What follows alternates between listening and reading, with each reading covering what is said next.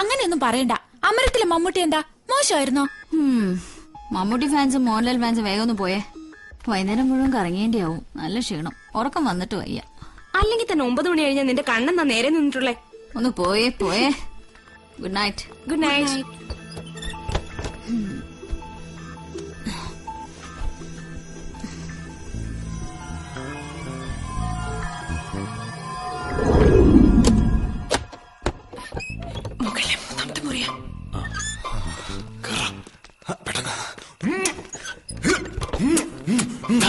നീ എന്താ കാണിക്കുന്നു?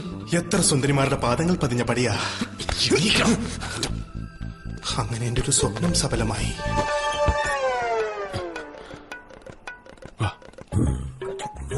എന്റെ അമ്മോ, എന്തൊരു സ്ട്രക്ചറിന്റെ അളിയാ. വൃത്തികെട്ടവനെ, വർഗശത്രുവിന്റെ സൗന്ദര്യം ആസ്വദിക്കുന്നോടാ. ഒന്ന്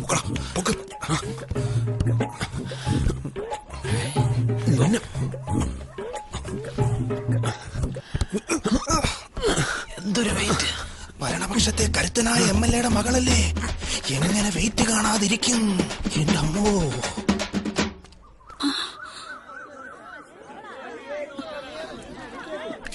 താരേ, താരേ, എന്താ കുട്ടി ഇത്?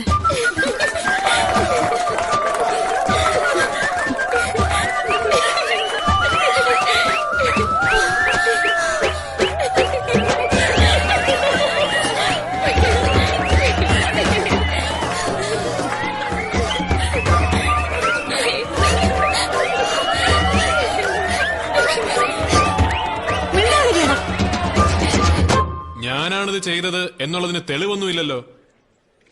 ഉണ്ടോ? അപ്പ പിന്നെ അന്ന് താരയുടെ സതീഷിന്റെയും പേര് വിഴുങ്ങിയ പോലെ അച്ഛൻ ഇതും വെള്ളം ചേർക്കാണങ്ങ് വിഴുങ്ങിക്കോ. പക്ഷേ സുഖു, തിരക്ക് കൂട്ടണ്ടച്ചോ. ഞാൻ ഇവിടെ തന്നെ ഉണ്ട്. കൂടുതൽ എന്തെങ്കിലും ചോദിക്കണമെന്ന് തോന്നുവാണെങ്കിൽ ആളെ അയച്ചാൽ മതി. ഞാൻ ഗ്രൗണ്ടിനടുത്തുണ്ടാവും. കൊടികളുടെ എണ്ണത്തിലോ പ്ലക്കാർഡുകളിലോ അല്ല കാര്യം. നമ്മൾ വിശ്വസിക്കുന്ന പ്രസ്ഥാനത്തിനോടുള്ള ആവേശവും അതിന്റെ കരുത്തും. അതാണ് നാളെ കളക്ടറേറ്റിന് മുന്നിൽ കാണേണ്ടത്.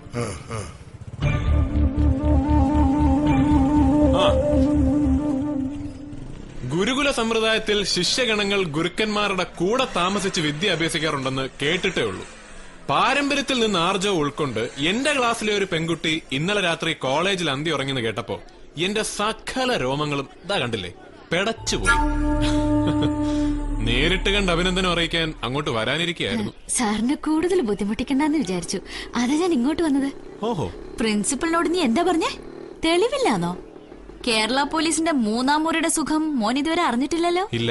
എന്റെ അച്ഛനോട് ഒരു വാക്ക് പറഞ്ഞിരുന്നെങ്കിൽ SFKക്ക് 6 അടി നീളത്തിൽ ഒരു രക്തസാക്ഷി കൂടി കിട്ടിയേനെ. പിന്നെ ഈ ഇഷ്യൂ പുറത്തറിഞ്ഞ കോളേജിന്റെ റെപ്യൂട്ടേഷനെ ബാധിക്കുമെന്ന് മേട്രനും പ്രിൻസിപ്പളൊക്കെ കരഞ്ഞു പറഞ്ഞതുകൊണ്ടാ. നീ ജയിച്ചു എന്ന് കരുതണ്ട. അഹങ്കാരത്തിന്റെ ഈ ചിരി അധികാലം ഈ മുഖത്തുണ്ടാവില്ല. താരയാ പറയുന്നേ, ഓർത്തോ. അല്ല, അതെ താര, ഒന്ന് നിന്നേ. ദേഷ്യപ്പെടുകയല്ല, ശരിക്കും താൻ എന്നോട് നന്ദി പറയാണ് വേണ്ടത്.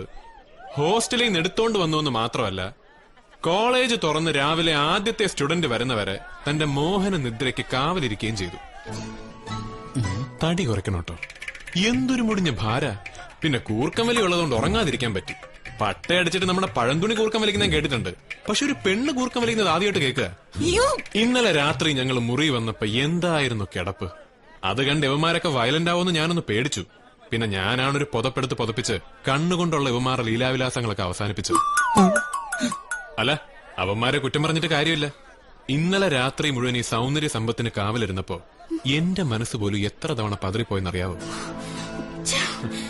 അതെ, അച്ഛനോട് പറഞ്ഞ പോലീസുകാർ വരും, അവരുടെ പുറകെ പത്രക്കാരും. അവരെന്നെ കൊണ്ട് ഈ ഡീറ്റെയിൽസ് മുഴുവൻ പറയിച്ച് അത്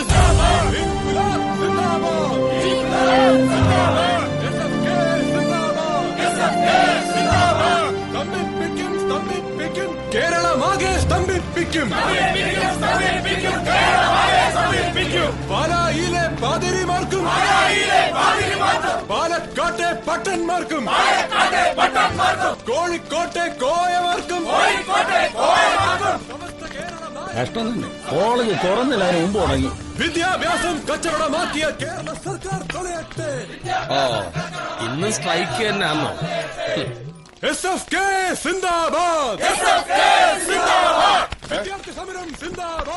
എന്നതാണ് ഇവിടെ കിടന്ന് തൊണ്ടകീറുന്ന സമയം കൊണ്ട് ആ പള്ളിയിൽ പോയിരുന്ന ഒരു ജപമാല ചൊല്ലരുത്. അതുകൊണ്ടൊന്നും ഒരു കാര്യമില്ലച്ചോ. മതങ്ങളുണ്ടായിട്ട് എത്ര കൊല്ലങ്ങളായി, എന്നിട്ട് ഈ ലോകത്തിന്റെ അവസ്ഥ ഒന്ന് നോക്ക്. മതങ്ങൾ ഉണ്ടാകുന്നതിന് മുമ്പ് ഇവിടെ വെള്ളം ഉണ്ടായിരുന്നല്ലോ, എന്നിട്ട് നിന്റെ കോലം നോക്ക്. Praise the Lord. ഞാൻ അയാളോട് അങ്ങനെയൊന്നും പറഞ്ഞിട്ടില്ല. ഷാരി മേരി രണ്ടുപേരും ഉണ്ടല്ലോ. നമുക്കിന്നൊരു ഒരു പോടാ. ദീപേ, സ്ട്രൈക്ക് ആയിട്ട് ആക്ച്വലി എന്താ പരിപാടി? എന്ത് പരിപാടി?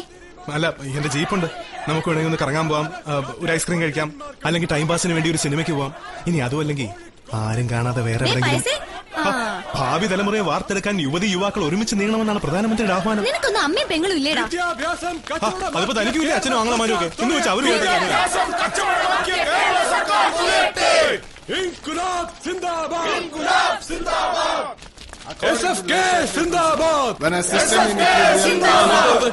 മതി മതി മതി. പ്രിയപ്പെട്ട വിദ്യാർത്ഥിനികളെ, വിദ്യാഭ്യാസ രംഗത്തെ സ്വകാര്യവൽക്കരണത്തിനും കച്ചവടത്തിനുമെതിരെ നമ്മുടെ വിദ്യാഭ്യാസ മേഖല കാട്ടുകള്ളന്മാരുടെ കയ്യിൽ ഏൽപ്പിക്കാനുള്ള സർക്കാരിന്റെ നെറികെട്ട നീക്കത്തിനെതിരെ ഇന്ന് SFK സംസ്ഥാന വ്യാപകമായി പഠിപ്പ് മുടക്കാൻ ആഹ്വാനം ചെയ്തിരിക്കുകയാണ്. നിങ്ങളെല്ലാവരും ഞങ്ങളോട് സഹകരിക്കണം എന്ന് അഭ്യർത്ഥിക്കുന്നു. ഇറങ്ങണം, എല്ലാവരും ഇറങ്ങണം.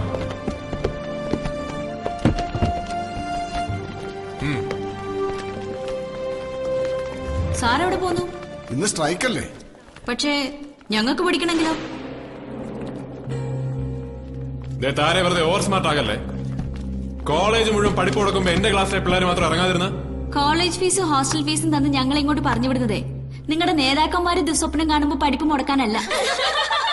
Show of കാണിക്കല്ലേ. വെള്ളത്തിലിറക്കിയ എല്ലാം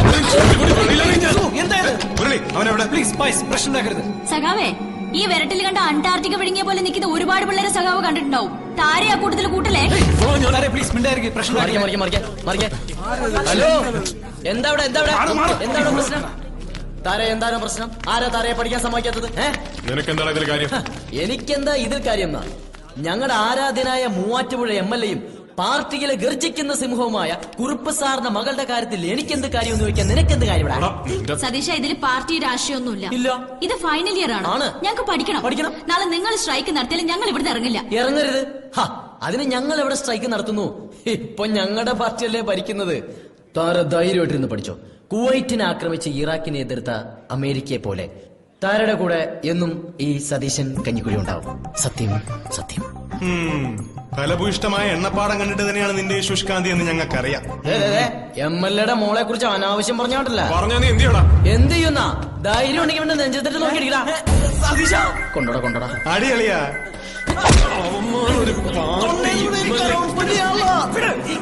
നിങ്ങൾ എന്തായി കാണിക്കുന്നത്? നമ്മുടെ ക്ലാസ്മേറ്റ്സ് എന്നുള്ള വിചാരം പോലും ഇല്ലാണ്ടായോ? സുഖം.